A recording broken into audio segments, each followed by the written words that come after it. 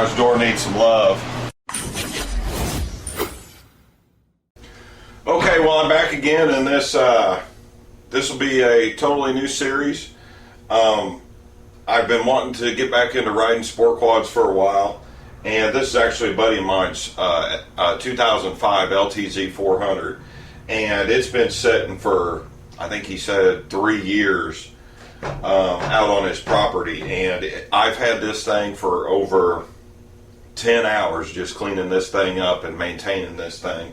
And I really wasn't going to document a lot of it, but we're getting into some stuff that I figured I would make a video series on this for. I'm still in transition of fixing my house and looking for another place to live. So we'll try to make this series real quick and do some proper maintenance on this. And I think what we're going to get into today is just to change out, get the carburetor and gas tank pulled off. Because the carburetor needs rebuilt. He's having a problem starting it. He said he hit it with starting fluid and it started up, and it's just not good to do that. So we'll get started here, and this will basically be a carb. I don't know if I'll get into the carb rebuild, but we'll get the gas tank and everything pulled out, and then we'll change. I'm going to change out the throttle cable and the choke cable as well, because the choke cable, he says, has never worked properly. So we'll get everything set up and get it moving here. And I really enjoy having this lift. It's just so much easier to work on this stuff. I just wish I had some more time. Time is pretty crucial to me right now, but I'm actually finishing up some work on my bathroom. That's been just a nightmare dealing with, so I wouldn't have taken on this job, but I gave him my word. So after I gave him my word, I have to work on it. So actually, we're going to lower this back down.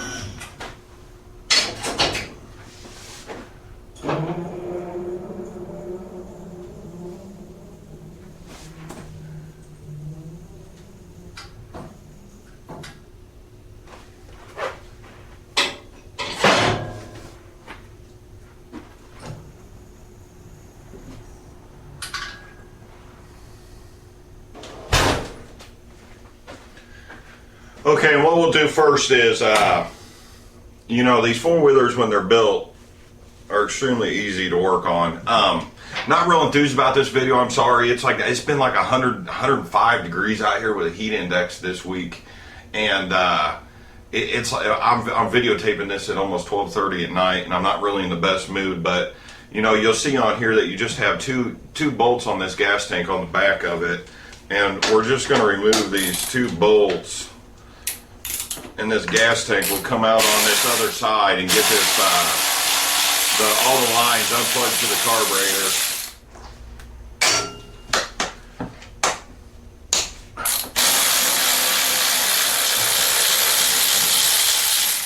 And this four-wheeler, the one thing about working on these is this four-wheeler really hasn't been very well taken care of in its life. So, you know, when I talked to the owner of the four-wheeler, he was talking about, it'd take about a week. I said, no, it's going to take a lot longer than a week to deal with this situation. And he's like, well, I just want to do the carburetor. I said, dude, I could tell when he brought it over to my house, I could tell this thing had way more problems than just the carburetor. And so I'm going to end up going through this entire quad, which I've already kind of done a lot of it, but that I didn't record. But this quad's got a lot of problems, and I do not want it to leave my garage without him just being able to hit the start button and go.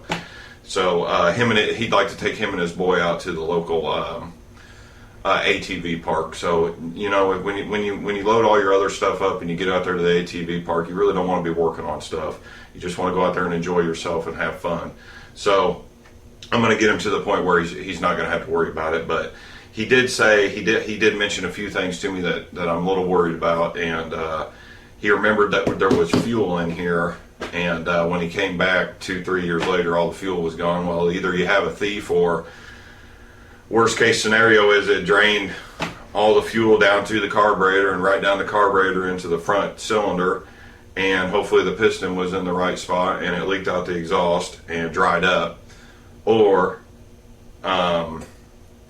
it could have possibly went down to the bottom of the crankcase Yeah, but I really don't think that's it. When we change the oil, we can find that out. But he did say that he's got it to start and run, and when he got it to start and run, his boy was behind it when he hit it with the starting fluid, and he said that the mice had burrowed and nested inside the exhaust, and it shot all the mice nesting out onto the onto his son, which is hilarious. But I've already removed the airbox. The mice have gotten into the airbox. I went to start to clean the airbox. They had eaten the bottom of the filter out underneath the bottom side, and there was mouse droppings all inside the airbox. So I told him he's just going to have to buy some stuff. I don't really run this shop, so I'm just kind of doing this to him as a favor. But yeah, we'll get this gas tank off, get this carburetor unplugged, and yeah, get started on here. On the main carburetor here, you've got a few lines running onto this carburetor. You've got your main fuel line, and then you've also got there's another line that appears that it's coming off of the petcock,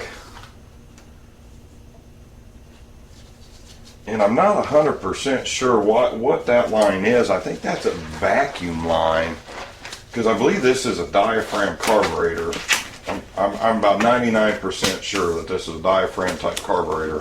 So it needs vacuum on the line here. I'll throw some pics up, and basically you're just going to release. If you have the airbox on there, it's real simple to move. However, there is 2 bolts holding your computer on the side of the fairing, on the subframe onto the airbox, and then on the other side you may have 1 bolt. And then you'll just remove the whole airbox. It's going to make things 10 times easier. That's what I would do. And then you'll release the boot from the intake manifold, the cylinder, and then we'll just twist the carburetor off and get it off here after we get everything unplugged. But there should just be a vacuum line from the petcock to the carburetor, a gas line from the petcock to the carburetor, and the other lines look like overflows, and one of them I believe goes back to the airbox. But we'll get this all unhooked here, and this is really simple to do. So the carburetor, cleaning it and making sure everything's okay with the float and everything with the carburetor is going to be a little more difficult.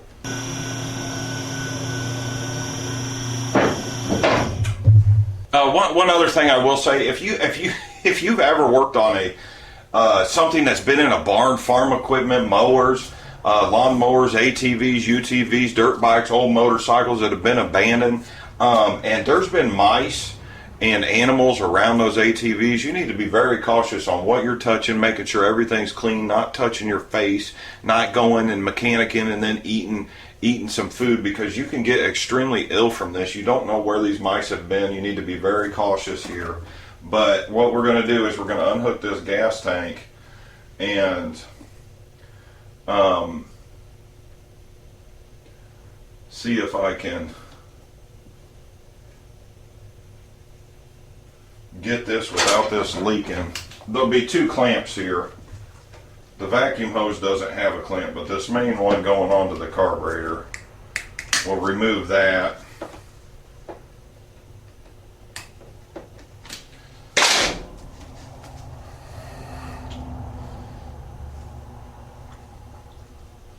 And I wasn't sure on the position of the petcock to shut it off. And then we'll go in and just remove this other line off of the carburetor, and it's hard. It might be easier to remove it off of the it's going to be easier to remove it off of the petcock assembly than just leave it on the carburetor.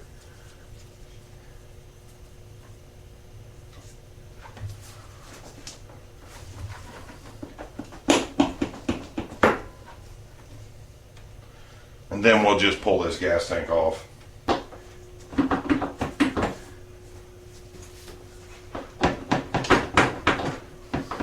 Really?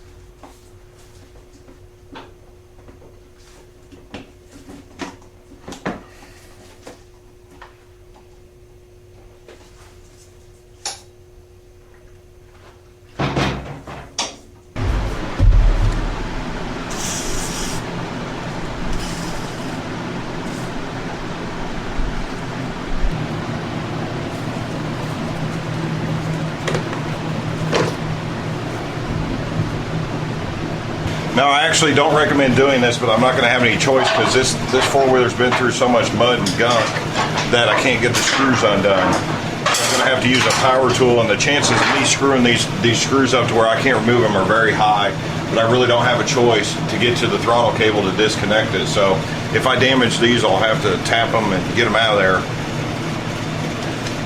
If we get lucky, they'll come out.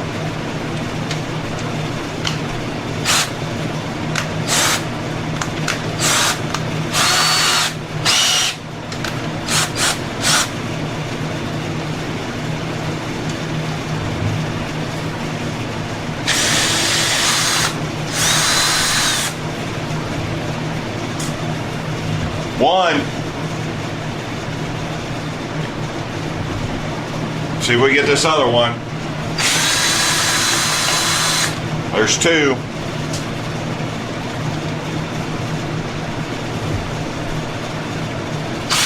There we go, got it.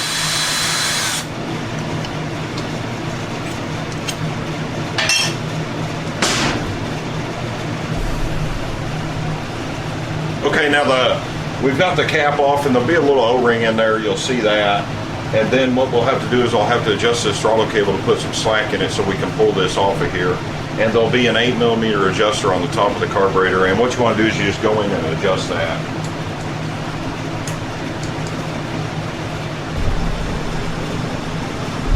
So what we have here is I couldn't get that cable off there off the carburetor, so I'm going to have to try to remove it off of the thumb throttle here, and these are rusted, and I don't know if these have ever been removed.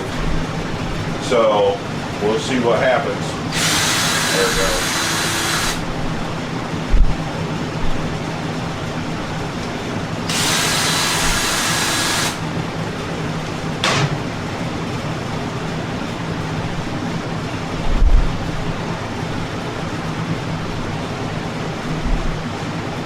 Okay, it appears that's going to be the easiest way, is remove the top and then just remove it, remove the cable from the top here. Then what you'll do is we will get the cable off of here, and you're probably going to have to put some slack on it. You're going to have to adjust the cable at the carburetor.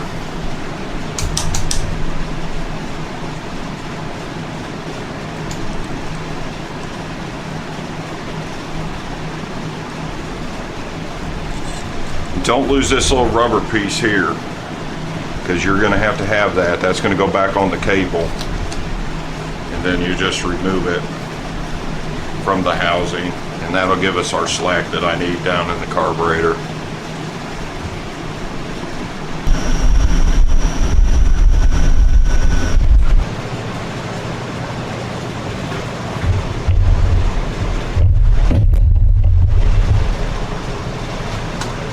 With the cable removed, when we pull the carburetor, I'll just pull the cable off here, and we'll deal with this on the table to remove the carburetor and everything.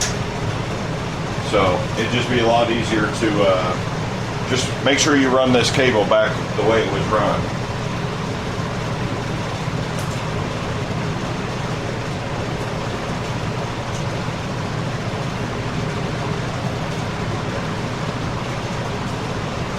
We'll just deal with this all on the workbench.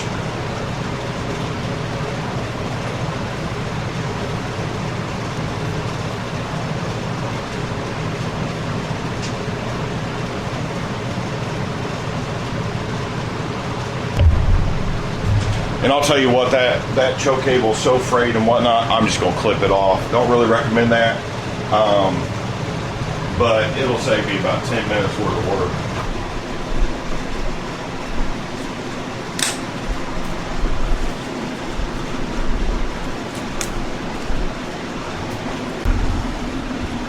Hopefully I've got everything unhooked now, and we can just pull this carburetor off of here. We can. It might leak a little fuel when you get it off of here. So a lot of people think, oh, it's just carburetor work. Well, they don't know how to work on them, and sometimes it's a lot more than people think to get these things back to running.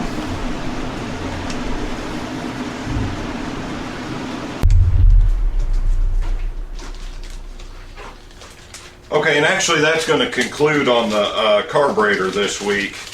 What I'm going to do and what I'm going to do, well, I don't know about this week, next for this video, wait for next video to rebuild the carburetor and probably install it back in there. But you really need to do things one at a time. So what we're going to do is I'm going to replace the cables that I removed first. And what a lot of people don't do that really needs to be done on their cables when they buy new cables is they need to actually lube them, so when you get in the dirt and muck and all that other stuff that you know that they're not going to bound up, fail, and break. So you can have these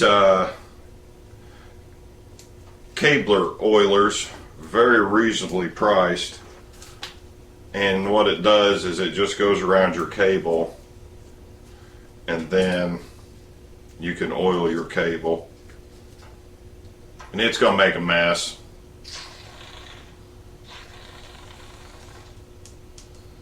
And just let it run all the way down. I didn't get a good connection there. The cable's made kind of funny.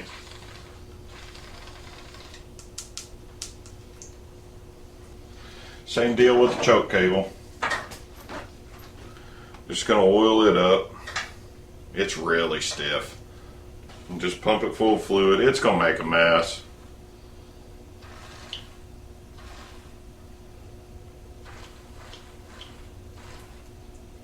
And the way that other one was bound up, it's real important on this choke cable to do that. I mean, these cables wear out. The main thing about when you're riding off-road is that, man, just try to keep it as clean as possible after you're done enjoying your day, because water and moisture are the enemy. Okay, I'll mess with this here and get this hooked back up, but it just looks like it just comes undone from that right there.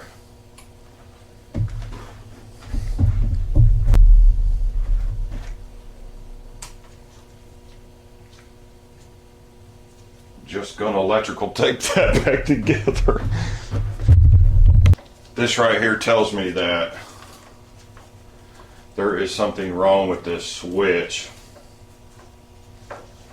and I really don't want to spend any more money on this quad. I'm way above his budget with everything that I've purchased already. Great. Gonna have to sand a little bit off of, gonna have to sand it a little bit.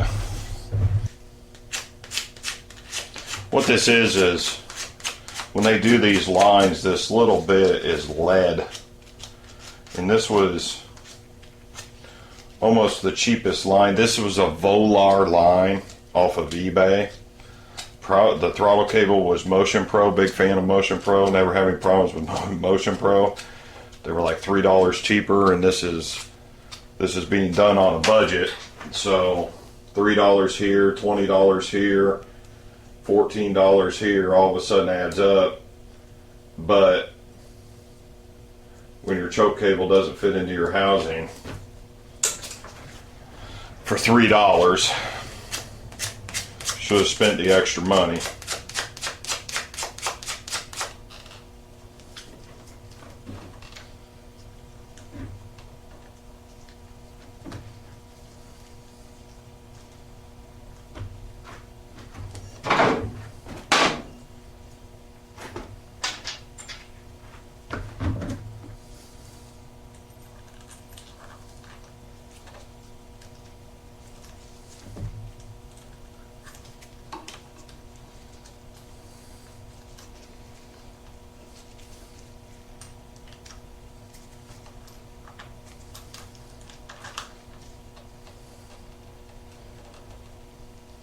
Gonna